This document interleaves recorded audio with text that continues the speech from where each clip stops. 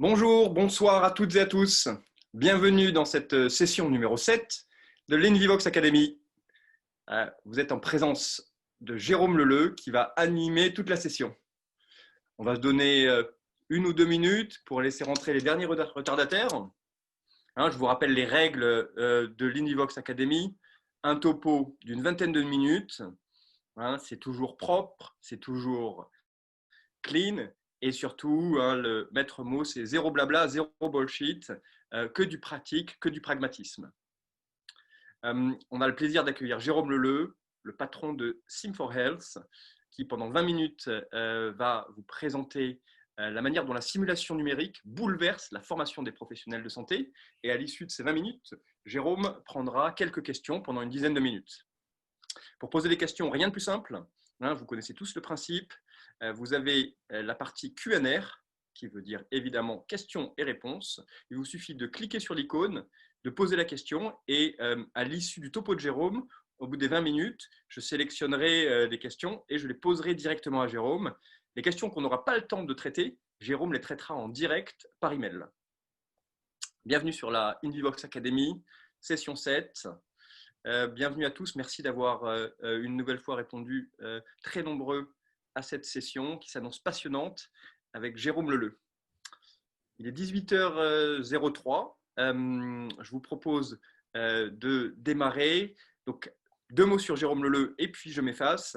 Donc, Jérôme est le dirigeant, le fondateur de la société Sim4Health, qui est une très belle société bordelaise avec laquelle on a le plaisir d'organiser conjointement certains événements. En ce moment, on organise d'ailleurs un événement à Bordeaux, au département colorectal. Il y a environ 120 chirurgiens du monde entier qui suivent une formation qui dure 3 jours avec les professeurs Rullier et Denost. C'est un événement absolument magnifique qui, jusqu'à présent, était un événement présentiel qu'on a transformé intégralement en événement distanciel et qui permet, grâce au distanciel, de former plus de monde. Voilà, écoutez, je vous propose sans plus attendre de passer le micro et la vidéo à Jérôme Leleu pour une session sur la simulation numérique et comment elle bouleverse ou comment elle va bouleverser la formation des professionnels de santé. Jérôme, the floor is yours. Merci Julien, merci pour cette belle introduction. Merci aussi pour avoir initié Univox Academy, qui est une belle démarche pour pouvoir partager et le domaine de l'e-santé, ce que peut apporter le numérique aux produits de santé, aux patients. C'est ce que j'essaie de faire, bien sûr, depuis une douzaine d'années, donc avec Interaction Healthcare que j'ai lancé avec Daniel Villedieu. Et puis maintenant, depuis 6 ans, on a continué les activités d'Interaction Healthcare en proposant une nouvelle activité qui s'appelle Sim4Health, comme tu l'as dit, qui est spécialisée dans la simulation numérique. Et puis, je continue, pour ceux que ça intéresse, à partager ma veille sur l'e-santé sur LinkedIn. Moi, je suis ravi d'être avec l'équipe de Nivox aujourd'hui. D'une part parce que on a également eu une reconnaissance il y a quelques heures avec la tribune sur un prix par rapport à une initiative que je vous évoquais tout à l'heure. Et puis Nivox l'a eu il y a une dizaine de jours. Donc voilà, on est dans une belle dynamique commune et je suis ravi d'être avec vous. Et je remercie déjà l'équipe d'Inivox, de Marion notamment, qui a fait un super boulot. Alors, zéro blabla, comme l'a dit Julien, c'est son credo et je pense qu'il a raison. Donc, le contexte de ce webinaire, en fait, c'est de pouvoir, bien sûr, avec ce contexte de la Covid-19 qui bouleverse, bien sûr, vos activités, que vous soyez un hôpital, que vous soyez un laboratoire pharmaceutique et les acteurs de la santé en général. Et donc, le but de ces webinaires, c'est d'apporter cette information concrète, comment cette formation aujourd'hui, qui est tout aussi importante, si n'est plus aujourd'hui avec ces informations sur la Covid-19, forcément un distanciel qui s'est beaucoup développé. Donc, le but du webinaire, c'est de parler comment continuer à diffuser des contenus scientifiques. C'est ce qu'on partage aussi entre Sim4Health et Univox sur la qualité des contenus médicaux, scientifiques à partager. Comment les laboratoires aujourd'hui de santé, les industriels de la santé, dispositifs médicaux peuvent aussi l'intégrer dans leurs services innovants. Et puis, bien sûr, comment on peut le déployer facilement auprès des utilisateurs en France comme à l'international. Alors, en quelques mots, Sim4Health, On est donc une société qui est spécialisée dans la simulation numérique en santé. Alors vous allez dire, c'est le sujet et ça correspond à quoi la simulation? C'est de recréer virtuellement les situations cliniques, qu'elles soient bien sûr à l'hôpital, qu'elles soient chez le médecin généraliste, qu'elles soient aussi chez le patient avec le développement ambulatoire. Et on va donc bien, permettre à l'ensemble des professionnels de santé d'avoir un raisonnement clinique qui va permettre d'avoir une meilleure connaissance, une meilleure prise en charge de ce patient. Vous le voyez au centre de l'écran, on a au sein de l'entreprise un ADN de 3 piliers: la santé, la pédagogie et la technologie. Donc, on a des pharmaciens, des médecins, des infirmiers au sein de l'équipe qui travaillent avec des ingénieurs en 3D, des ingénieurs pédagogiques, des passionnés de l'immersion et de la qualité qui va permettre d'avoir ces supports innovants. Pour cela, on a créé tout un écosystème et on travaille, et je pense que c'est ce qui fait la spécificité aussi de Sim4Health. On travaille avec des universités, comme vous le voyez avec Stanford, également avec des organismes de formation, la Croix-Rouge, les hôpitaux, bien sûr le CHU de Bordeaux, mais plein d'autres comme le CHU d'Angers, mais également aussi Montréal. Et puis également des sociétés savantes et des organismes, je pense à ces Français de cardiologie, Unicancer. Et puis bien sûr, on travaille avec beaucoup d'industriels de la santé, Novartis, Sanofi, pour lesquels notamment nous développons pas mal de projets au niveau international.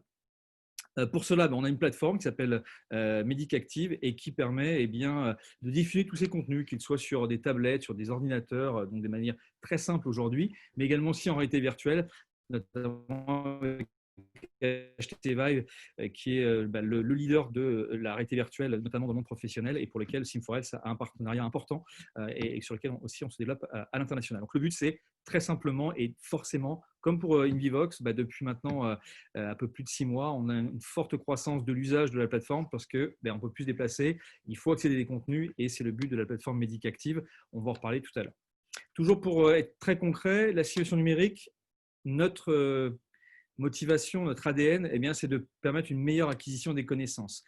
Pour cela, ce n'est pas nous qui le disons, il y a plein d'études qui le proposent, mais il y a aussi la Haute Autorité de Santé qui a porté un rapport il y a maintenant à peu près 6 ans, qui a été écrit par le professeur Moll et le professeur Grandry sur l'intérêt de la simulation de manière générale et aussi bien sûr le numérique, et avec un principe éthique qui nous tient énormément à cœur, qui est jamais la première fois sur un patient. Alors bien sûr, toujours une première fois pour pouvoir accompagner ce patient, mais on est persuadé que la formation en amont avec la simulation numérique, ça permet, comme vous le voyez en bas de l'écran, d'avoir un apprentissage qui est beaucoup plus acteur. Vous êtes actif de votre formation et forcément, vous retenez mieux l'information, de l'ordre de 90%. Et ça, il y a plein d'études. Le but, c'est d'être très concret. Donc, je vous laisserai bien sûr la définition dans le support. Et puis, ça permet d'avoir, et vous le voyez sur la partie à droite, du savoir-faire sur notamment les process, sur l'accompagnement des patients, mais aussi sur ce savoir-être. On parle souvent maintenant de soft skills, excusez-moi de cet anglicisme, mais c'est souvent ces notions qui sont données pour permettre notamment de développer l'empathie, par exemple, et ça, on va en parler tout à l'heure. On fait beaucoup d'analogies avec le domaine forcément de l'aviation, de l'aéronautique. Depuis une 50aine d'années, tous les pilotes sont bien sûr formés par simulation.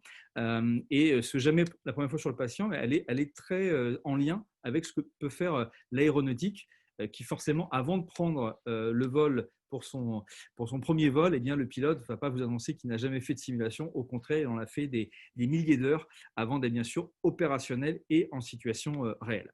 Alors, quand on parle de la simulation numérique, on va donner plein d'exemples concrets, c'est le but de ce format, mais juste vous dire un peu dans comment on se positionne. Il y a aujourd'hui la simulation procédurale, il y a des patients standardisés, il y a la simulation de fidélité. On a des acteurs par exemple, comme l'Aerdal, qui est le leader mondial, qui a signé un partenariat avec Sim4Health en France pour pouvoir avoir une continuité, puisque ces dispositifs ils sont extrêmement importants. Je pense aux patients standardisés quand les médecins travaillent et font le rôle du patient. Il y a une charge émotionnelle que vous n'avez pas encore sur la partie numérique, qui est complémentaire. Et donc, nous, vous voyez, on est complètement à droite sur la simulation numérique, qui est un chaînon manquant pour apporter cette diversité. Et ça, c'est une conviction aussi que nous portons avec toute l'équipe de Sim4Health sur le fait que la simulation numérique ne remplace pas tout. Elle est un élément essentiel et on va vous poser la question dans dans quelques secondes. Alors, par rapport à la situation actuelle de la simulation, bien sûr, les besoins en formation évoluent. On veut accéder toujours à un contenu de qualité. On veut accéder de manière simple et intuitive sur son smartphone, sur son ordinateur. Et puis aussi, on veut optimiser son temps. Son temps, par exemple, la photo que vous voyez ici, ça peut être dans le cadre d'un hôpital qui va encore être présent et donc d'avoir ce type de formation, mais ça peut être aussi des contraintes personnelles, professionnelles. Quand on parle de personnel, notamment si vous voulez pouvoir réunir des médecins, eh bien, il y a besoin aussi de le faire avec des contraintes plus personnelles. Et donc, tous ces éléments, notamment avec la crise de la Covid-19 qui perdure, eh bien, ça change profondément. Donc, le digital devient un outil, bien sûr, incontournable. Julien, Pachi vous l'ont largement expliqué ces dernières semaines et en quoi la simulation répond à ce besoin. Et donc, pour nous, notre vision, c'est de l'avoir bien sûr de la formation initiale, hein, donc tout ce que vous avez en termes de cours magistraux. Eh bien, vous voyez, aujourd'hui, on sait que 50% des universités ne peuvent pas accueillir tous les étudiants, donc 50% sont accueillis et le reste doit être à distance, donc il y a forcément un roulement. Et puis, on a des centres de simulation, donc on va intégrer le numérique dans ces différentes situations. Et puis, vous le voyez complètement à droite, une fois qu'on est formé de manière initiale, tout au long de sa vie, eh bien, on va pouvoir continuer à se former, être dans une approche aussi parfois de recertification, qui est un élément qui devient de plus en plus important. Et pour nous, eh bien, les bénéfices de la simulation numérique, c'est une formation qui est active, c'est une situation réaliste et, point important, qui permet aussi, et on va le voir avec des exemples très concrets, l'interdisciplinarité. Comment sur une situation clinique, sur un cas clinique virtuel, sur lequel on va avoir un patient, une situation qui peut être parfois complexe, comment eh bien, plusieurs professionnels, je pense notamment en oncologie, vont pouvoir eh bien, échanger entre eux et partager eh bien, une réflexion, un raisonnement clinique par rapport à cette situation. C'est un traitement qui est possible à tout moment et on sait qu'on a besoin de temps. On est de plus en plus peut-être aussi à son domicile, à son cabinet ou à l'hôpital pour pouvoir le faire. On pourra moins se déplacer et bien sûr en autonomie et de manière collaborative. Et puis, de manière très concrète, parce que là aussi, c'était une demande de Julien, de Marion et de Pachi, de demander des choses très concrètes. Aujourd'hui, la simulation virtuelle, bien, vous pouvez l'avoir en réalité virtuelle, c'est ce que vous avez à gauche, hein, donc dans des écrans, mais aujourd'hui, pour être très concret, c'est à peu près entre 15 et 30% des projets. La plupart, bien sûr, continuent aujourd'hui à être sur des écrans, sur des ordinateurs, sur des tablettes, mais la réalité virtuelle commence à se développer. Ça permet d'avoir des apprentissages de procédures. Ça nous permet aussi, notamment pour des organismes de formation qui souhaitent donner une autre dimension, une image d'innovation. Les patients donc, sur ordinateur virtuel, donc là on est sur le raisonnement clinique, une meilleure prise en charge. On va en parler dans quelques secondes. Les soft skills, j'en ai parlé il y a tout à l'heure. Et puis également des simulateurs numériques. Donc là aussi, bon, on a peu de temps, je ne peux pas tout vous montrer. Mais l'écran que vous avez ici, c'est un extrait de EMSIM que nous avons fait il y a maintenant quelques années avec EspritMed, qui est un partenaire de SimForest et je crois aussi de InVivox, pour lequel en fait on forme eh bien, l'ensemble des professionnels de santé pour permettre, notamment sur les centres anticancéreux, sur la radioprotection. Donc, comment se protéger en tant que professionnel de santé. Et vous voyez, on a un univers qu'on a complètement recréé et vous vous déplacez et vous êtes formé de manière beaucoup plus dynamique, beaucoup plus interactive. Voilà. Alors, Julien, je te propose, avant de vous parler de ça ressemble à quoi la simulation numérique, parce que c'est aussi l'objectif, eh bien de vous poser la première question sur eh bien, la simulation. Donc, selon vous, par rapport à ce que je vous ai déjà dit, est-ce que déjà la simulation numérique, pour vous, c'est une vraie innovation pour la formation? Est-ce que c'est pour vous, oui, tout à fait une innovation? Est-ce que c'est une innovation, mais bien sûr, elle est en complément d'autres outils? Et puis, bien sûr, si vous n'êtes pas d'accord, ce qui est tout à fait légitime, eh bien, non, ce n'est pas adapté à la formation des professionnels de santé. Je sais que Julien laisse quelques secondes pour vous laisser répondre. Et ça nous permettra, bien sûr, de pouvoir avoir vos premières impressions sur cet intérêt de la simulation numérique. Alors, eh bien, écoutez, c'est parfait, parce que ça va vraiment en lien avec ce que j'ai évoqué tout à l'heure sur la complémentarité. Donc, je vois que nous sommes en phase sur ce point. Donc, merci pour votre contribution. On va donc continuer sur maintenant des exemples beaucoup plus concrets.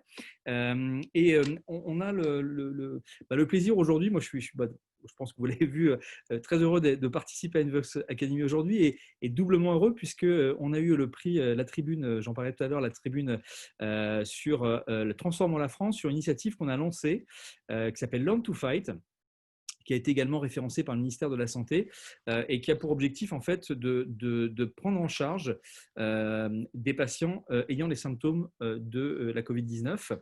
Je vais commenter en même temps que vous allez voir le simulateur. C'est un simulateur que nous avons co-créé avec les équipes du CHU de Bordeaux, que je remercie une nouvelle fois. Yann Bubien, le docteur No, qui s'est fortement impliqué, qui a concerné à peu près une quinzaine de professionnels de santé qui étaient extrêmement qualifiés avec l'Université de Bordeaux et puis également le centre de simulation Simba.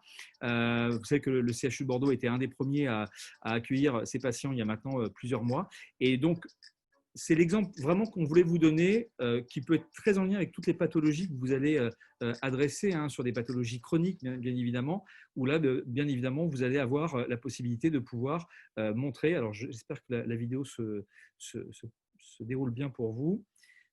J'ai l'impression que… Alors, voilà. Parfaitement. Oui, c'est bon? Ok, super. Alors, je repasse le début. J'ai l'impression que ça s'est coupé, donc je redonne rapidement les éléments. Donc là, vous le verrez dans le support qui vous a été envoyé. On prend en charge le patient sur plusieurs étapes. Chez le médecin généraliste, vous allez voir votre médecin parce que vous avez peut-être ces symptômes. Vous allez ensuite, bien sûr, avoir peut-être des questions à poser, notamment en appelant le SAMU, jusqu'à, bien sûr, l'hospitalisation et voir, bien sûr, la possibilité, dans le cas de ce simulateur, d'aller jusqu'à la réanimation. Je vais passer sur les slides juste après. Vous aurez la vidéo par la suite. Ce simulateur, en fait, il vous permet, vous le voyez à l'écran, de pouvoir interagir. J'ai parlé tout à l'heure d'interaction importante. Vous avez notamment un agent conversationnel qui va vous permettre d'interagir avec le patient virtuel pour lui poser la question, et notamment dans le cas de la Covid-19, s'il a bien sûr une perte d'odorat, s'il a de la fièvre, s'il a de la toux. Et vous le voyez sur la partie à droite, ces informations vont enrichir le dossier médical que vous voyez peut-être en plus petit à gauche. Donc, l'intérêt d'un simulateur numérique, c'est que vous pouvez poser des questions comme dans la vie réelle, mais c'est un patient virtuel. Donc, c'est un agent conversationnel qu'on a développé notamment avec le CNRS et qui permet de pouvoir interagir de manière beaucoup plus naturelle et aussi poser ces questions qui viennent enrichir votre dossier médical et prendre les bonnes décisions. Donc, bien sûr, dans le cadre, par exemple, de la médecine générale, sur l'hospitalisation, et vous le voyez sur l'écran ici, vous avez ce patient virtuel, vous allez pouvoir faire des examens, donc par exemple des ECG. Vous allez pouvoir également avoir d'autres examens cliniques qui vont permettre de partager avec d'autres professionnels ces informations et participer bien sûr à la compréhension de la situation et prendre les bonnes décisions. Là aussi, on a également créé, voyez, l'appel aux urgences.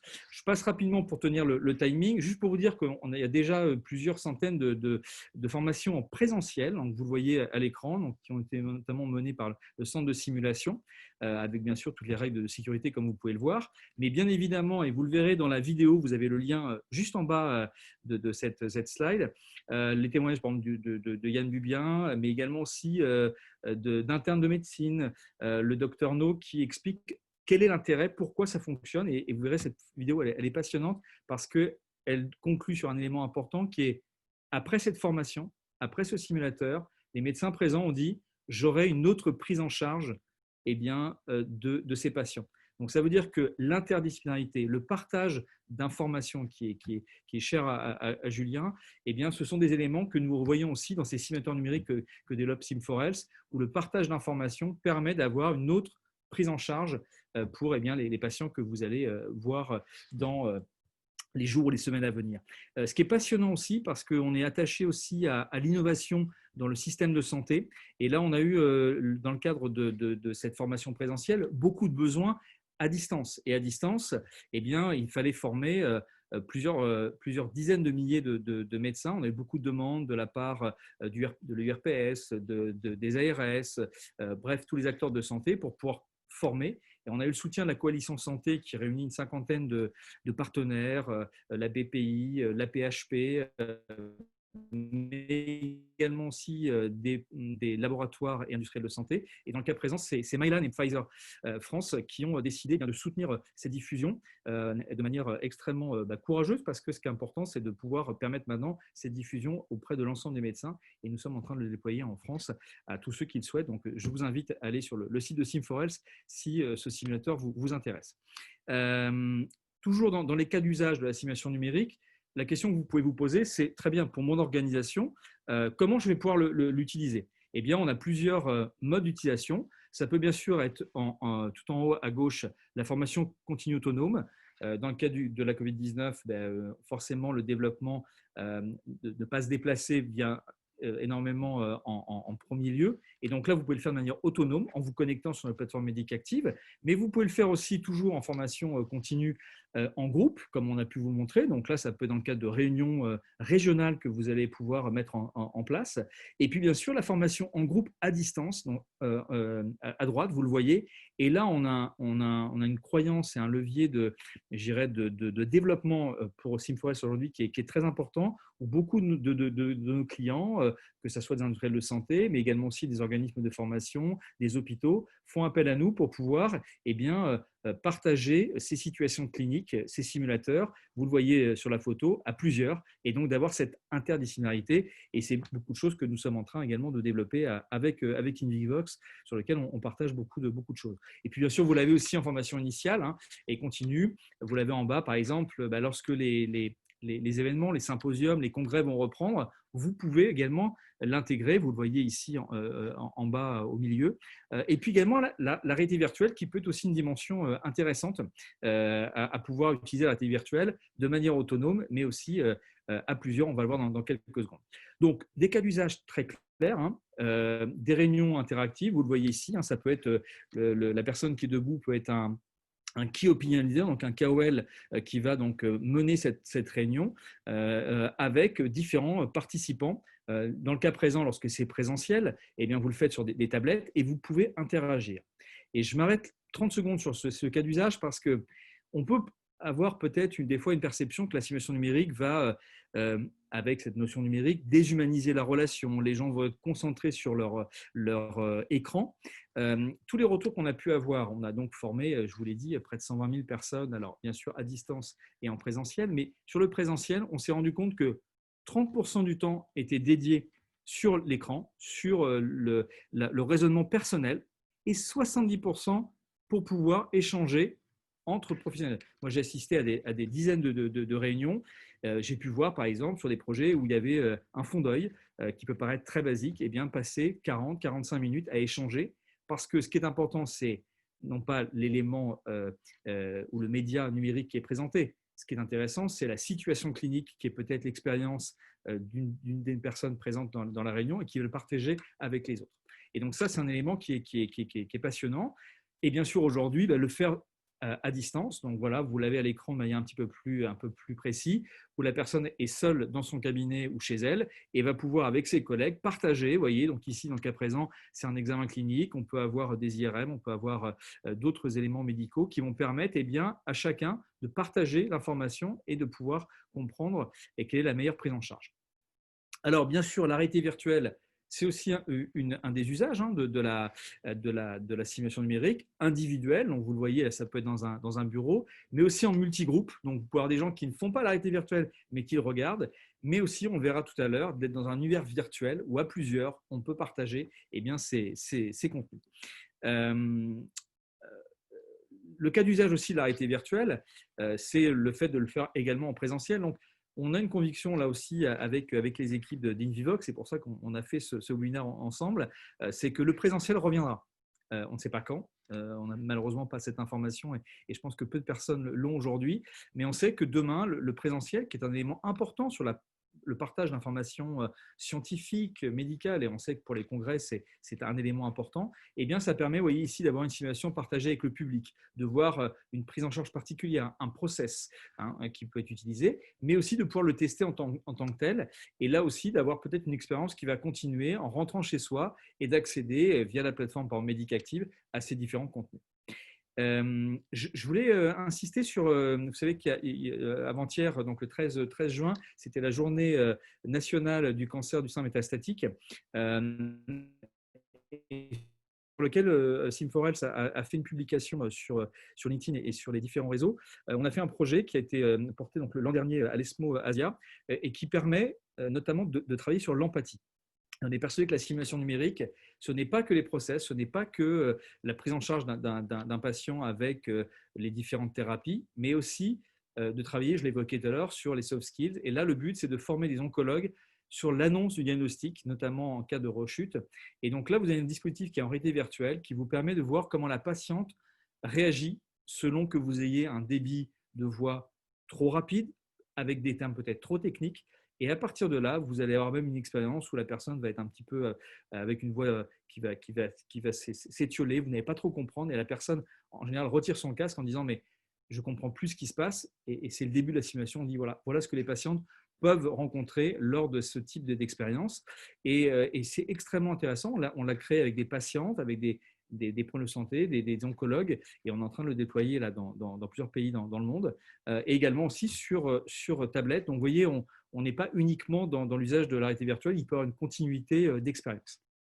Alors bien sûr, et je finirai dans ces quelques slides, la simulation numérique à l'heure du Covid-19, je vous en ai parlé, bien sûr, c'est de pouvoir utiliser tous les outils. On a parlé tout à l'heure de la simplicité. Il faut que ces simulateurs, eh bien, vous puissiez les utiliser sur des solutions simples. On va vous annoncer dans quelques jours eh bien, un nouveau partenariat important pour Sim4Health, notamment pour pouvoir accompagner ces diffusions, notamment sur des solutions de visioconférence qui sont simples, qui sont utilisées depuis des mois par tous les points de santé et qui permet bien d'avoir ce partage. On voulait également vous donner, toujours dans l'esprit d'avoir des conseils concrets, une initiative qui a été faite par le professeur Mouaoui, qui est le président de la Société marocaine de simulation en santé, et qui a fait un congrès en ligne sur YouTube et qui a réuni pendant 3 jours à près 70 000 personnes. Et beaucoup de gens se sont formés grâce à ce simulateur où la personne en fait, a déroulé ce simulateur qui a un arbre de décision différent et a fait intervenir via des quiz, via ce processus de raisonnement que j'évoquais. Et ça a été un très beau succès et qui incite les gens à continuer sur la plateforme Médicactive et d'avoir cette expérience individuelle. Et puis, on est là pour vous parler aussi d'innovation. Vous avez peut-être entendu parler d'autres notions d'interactivité. Je pense que les personnes veulent aller de plus en plus loin et c'est ce que fait aujourd'hui Univox en mettant des niveaux d'interactivité. On peut aller encore plus loin avec une notion comme Virbela, à gauche, qui est une solution qui permet d'avoir un univers presque un peu… vous avez votre propre avatar. Donc, vous pouvez… Clémentine, qui est notre responsable des projets chez Sim4Health, qui a créé son propre avatar, où vous allez pouvoir interagir et partager peut-être ce cas clinique, mais pouvoir aussi échanger entre différentes personnes. Et puis également, je vous parlais d'HTC Vive, qui est notre gros partenaire et qui a lancé une plateforme qui permet, en réalité virtuelle, mais également sur plateforme, de pouvoir travailler sur le collaboratif. Donc, on imagine que le contenu, et j'en finirai sur les retours d'expérience que vous allez pouvoir avoir sur le support, mais également les différentes vidéos avec la Société française de cardiologie, avec le CHU de Bordeaux que j'ai évoqué, mais aussi Allergan pour les industriels qui sont présents et qui veulent voir quel type d'application concrète on peut avoir en termes d'usage. Pour finir et conclure sur ce point, c'est de vous dire que la simulation numérique, ça permet d'avoir des nouveaux moyens pour transférer, pour diffuser, pour communiquer de l'information à l'ensemble des points de santé, d'avoir une meilleure aussi façon de valoriser toute l'expertise des pôles de santé, des KOL avec lesquels vous pouvez travailler. Et on l'a vu avec le cas du Covid-19, ça a été passionnant de réunir en quelques semaines toutes ces expertises. Et puis, la garantie mettra à disposition du contenu qui est irréprochable, de donner des situations qui peuvent être parfois complexes et la simulation permet d'y résoudre, et puis un réalisme qui permet de recréer virtuellement ce que voient et vivent l'ensemble des professionnels de santé à destination bien sûr de la formation initiale ou la formation continue. Donc la deuxième question, avant de vous poser peut-être celle de l'intérêt de ce webinaire, Julien, est-ce qu'on peut poser la deuxième question? C'est après avoir vu ces cas d'usage, est-ce que vous seriez enclin ou intéressé pour l'intégrer dans le cadre de votre structure? Donc, est-ce que c'est en lien avec les besoins que vous avez peut-être identifiés? Là aussi, ce sont des questions. Donc, après avoir vu donc, ces cas d'usage, vous avez 3 questions. Pensez-vous que la simulation donc, soit adaptée aux besoins de votre structure? Oui, éventuellement, ou pas du tout. C'est donc la deuxième question. Là aussi, on va laisser quelques minutes. Et puis, comme l'a dit Julien, je présume qu'il y a pas mal de questions qui ont été posées. On est sur un format court, donc j'ai essayé de garder un rythme, je l'espère, dynamique en ce début de soirée, mais aussi bien sûr de pouvoir vous répondre par la suite. Voilà. Et donc pour finir, alors voilà, merci, c'est affiché. Donc voilà, donc oui, et éventuellement à 50%. Donc on n'est pas du tout 0%. Donc je suis ravi que vous ayez cette approche. Et donc, ça permet bien de conclure sur ce webinaire avant de répondre à vos questions. Je vous disais qu'on était ravis d'être ici et vous dire qu'en fait, toutes les actions, on est dans le domaine de la e-santé, on est dans le domaine de la santé, et il est important que des acteurs comme Invivox, qui se sont aussi beaucoup impliqués pendant la période de confinement, c'est ce qu'on a fait nous au niveau de Sim4Health. On a permis à 50 000 étudiants, donc infirmiers et infirmières, de se former en France, en Belgique, au Canada, en Suisse, en Algérie, au Maroc, en Tunisie. On l'a offert pour permettre cet usage. C'est un projet que nous avons pu faire avec le soutien de la région Nouvelle-Aquitaine qui a soutenu depuis 2 ans ce projet. Et aujourd'hui, on a énormément de gens qui l'utilisent. Et puis, on a eu ce prix donc, sur Learn to Fight que je vous évoquais avec la création de ce premier simulateur. Donc là aussi, la simulation numérique avec ce contexte sanitaire très complexe a montré qu'on pouvait fédérer du contenu et apporter dans le cadre de ce simulateur des réponses concrètes sur cette prise en charge. Donc n'hésitez pas à utiliser ce simulateur que nous avons créé et qui vous permet d'avoir une meilleure prise en charge de ces patients ayant les symptômes du Covid-19. Mon cher Julien, j'en ai terminé à vos questions et peut-être donc cette dernière, si ça a répondu. Je sais que c'est vraiment la question fatale pour les intervenants, qui est si ça a répondu à vos attentes. Toujours dans un timing très court. J'espère que ça vous a plu et n'hésitez pas à répondre donc à cette dernière question. Est-ce que le webinaire a répondu à vos attentes sur comment la simulation numérique bouleverse la formation des professionnels de santé? Alors, je vais faire comme je l'ai dit la dernière fois. Si c'est non, bien sûr, je répondrai avec grand plaisir à toutes les personnes pour pouvoir, mais aussi bien sûr celles qui ont répondu à ce questionnaire. Voilà. Et bon, le temps que ça s'affiche, vous avez mes coordonnées pour les personnes qui souhaitent donc me contacter au niveau de Sim4Health pour bien sûr répondre. Et puis je vous invite aussi à me contacter sur LinkedIn où j'essaie de partager régulièrement des informations, comme notamment le prix que nous avons pu avoir. Alors je pense, voilà. Donc oui à 64%, 31 oui partiellement et non à hauteur de 4%. Écoutez, d'abord, je vous remercie pour votre attention et puis votre intérêt pour le sujet. Et bien sûr, je me permettrai d'essayer de répondre au maximum des questions qui vont être posées. Julien, j'espère avoir tenu le timing que tu m'avais donné. C'est parfait, Jérôme. Merci infiniment, Jérôme, de cette prestation, de l'intérêt, et puis manifeste apparemment au vu des résultats du sondage. Alors, ce que je vous propose, c'est de prendre les questions une par une, de les poser à Jérôme. Et comme ça a été annoncé au départ, les questions qu'on n'aura pas le temps de traiter, Jérôme s'engage à vous recontacter et de les traiter par email. Alors, je lance la première question. La première question concerne… la question est la suivante, Jérôme. Est-ce qu'il y a une vraie différence entre médecine générale et spécialiste sur l'acceptation du digital ? Alors, c'est une bonne question. Alors, il est clair que alors, quand vous parlez de digital, on peut parler aussi voilà, sur la thématique de ce soir, la simulation. J'ai parlé de sujets parfois complexes. Le retour d'expérience qu'on peut avoir, c'est que la médecine de spécialité va permettre, je t'ai parlé tout à l'heure de l'oncologie, mais ça peut être également dans certaines pathologies chroniques, avoir cette complexité qui va donner l'occasion d'avoir des échanges, je parlais d'interdisciplinarité, de pluridisciplinarité, qui forcément va intéresser eh bien, ces spécialistes à pouvoir travailler notamment sur une relation ville-hôpital, notamment sur la prise en charge. On a des discussions patientes en ce moment sur les maladies rares et notamment eh bien, sur l'errance diagnostique. Donc forcément, certaines spécialités vont avoir une appétence particulière pour ce type d'outils parce qu'il va permettre de rentrer dans une situation complexe ou d'une prise en charge qui peut être sur du long cours, une pathologie chronique. Maintenant, on contacte très régulièrement avec beaucoup de médecins généralistes. On a notamment dans le cas de l'opération Learn to Fight, eh bien, beaucoup de médecins généralistes qui sont intéressés par ce type de formation. Donc, bien sûr, ça dépend de chaque médecin sur l'intérêt.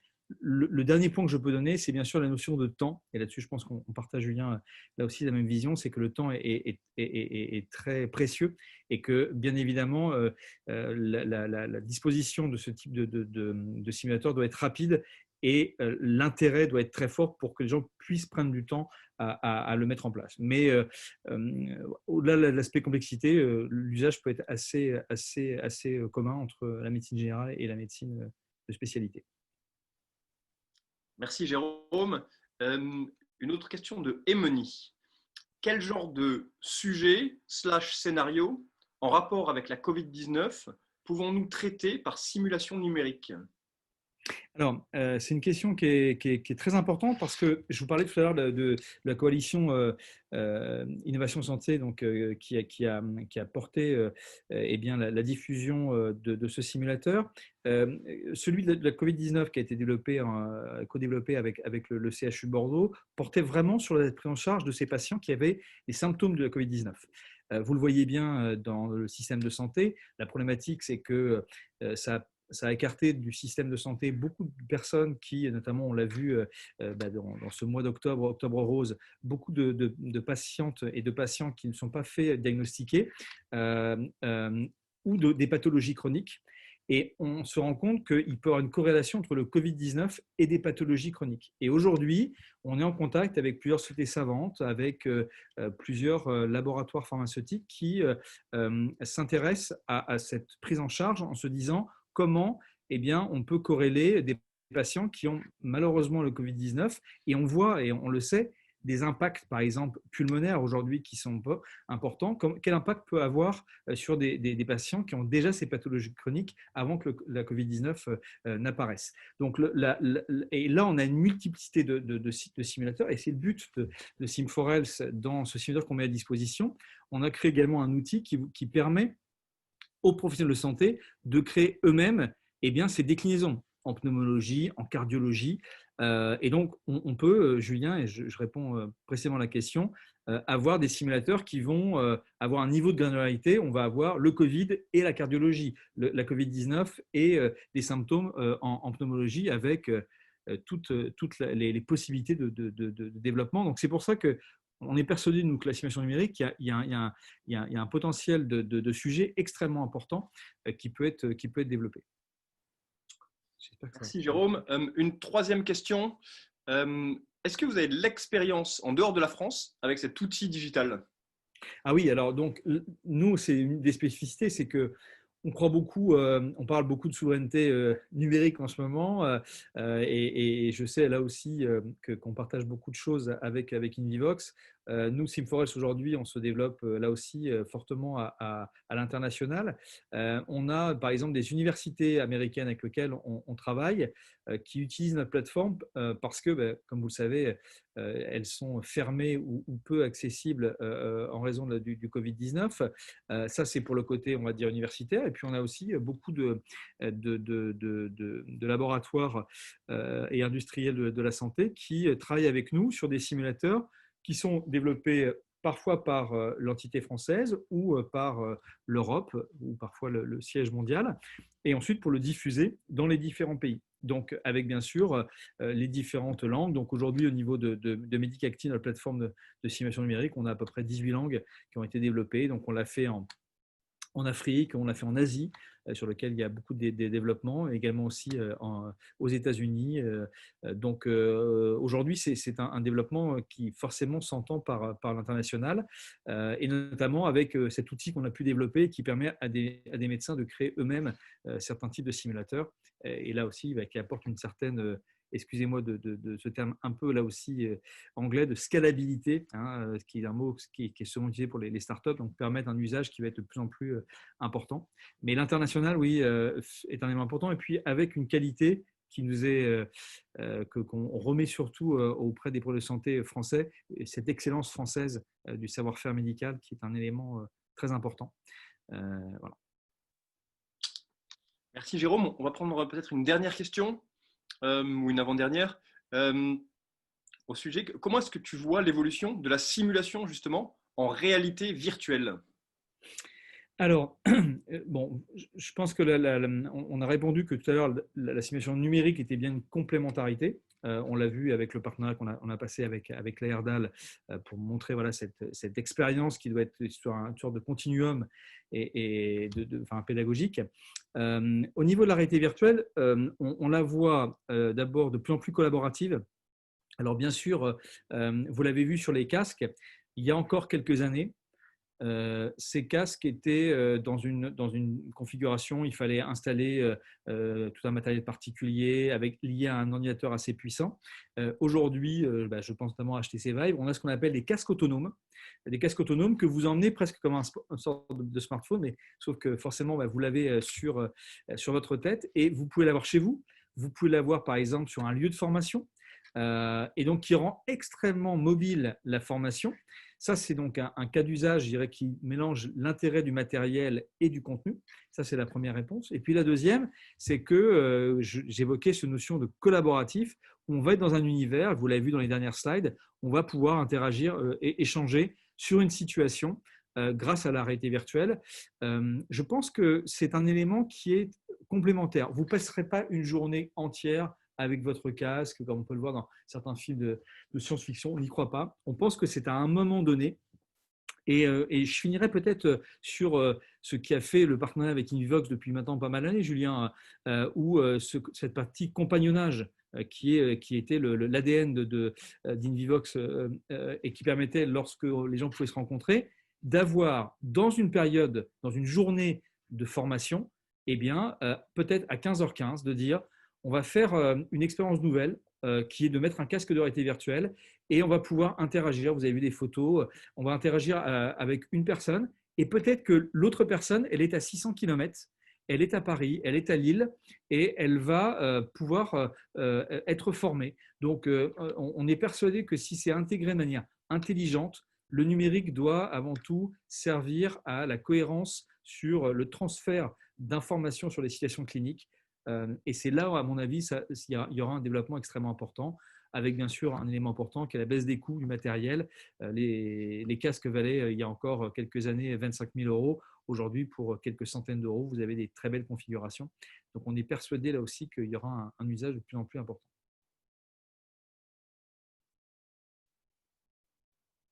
Ah, je crois que tu es en mute, Julien. Merci Jérôme, merci infiniment d'avoir répondu à ces questions.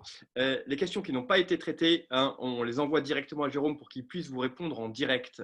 Je vous remercie tous et toutes d'avoir participé à cette académie. Je vous rappelle les 2 prochaines académies. On a une académie la semaine prochaine avec l'équipe de Strammer sur le recrutement et notamment les profils qui vont faciliter la transformation numérique des entreprises de la santé. Donc, c'est jeudi prochain à 18h. Et dans 2 semaines, on aura un topo sur l'intelligence artificielle, notamment comment intégrer l'intelligence artificielle à votre offre de valeur. Que vous soyez dans un labo pharma, dans un industriel du dispositif médical, dans de la biotech, dans un organisme de formation. hein, on aura justement un très beau topo sur l'intelligence artificielle. Donc, écoutez, merci beaucoup de votre participation. Merci infiniment, Jérôme. Merci à toi, Julien. Merci à vous tous d'avoir participé. Et je vous remercie une nouvelle fois à Marion qui a fait un travail super, à Victoire également et Clémentine de mon équipe et qui ont largement participé à la création de ce support. Bon, écoutez, bonne soirée à tous. Profitez-en bien. Pour ceux qui sont dans des zones écarlates, à partir de samedi, ça va être plus compliqué. Mais en tout cas, à très bientôt pour les 2 prochaines académies. Jeudi prochain sur le recrutement et dans 15 jours sur l'intelligence artificielle. À très bientôt. Bonne soirée. Merci à tous.